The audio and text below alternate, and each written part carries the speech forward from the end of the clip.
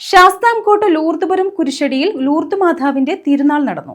ഇതിന്റെ ഭാഗമായി പ്രദക്ഷിണവും നടന്നു.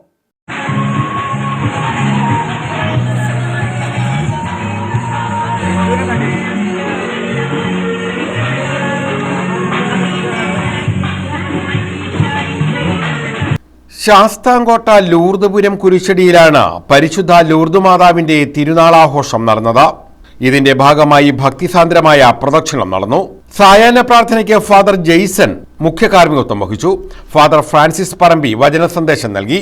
ഇതിനുശേഷമായിരുന്നു പ്രദക്ഷിണം നടന്നത്. ആഞ്ഞിലിമൂട് സെന്റ് തോമസ് ദേവാലയത്തിൽ നിന്നും ആരംഭിച്ച് ലൂർദ്പുരം ലൂർദ് മാതാ കുരിശടിയിൽ പ്രദക്ഷിണം സമാപിച്ചു.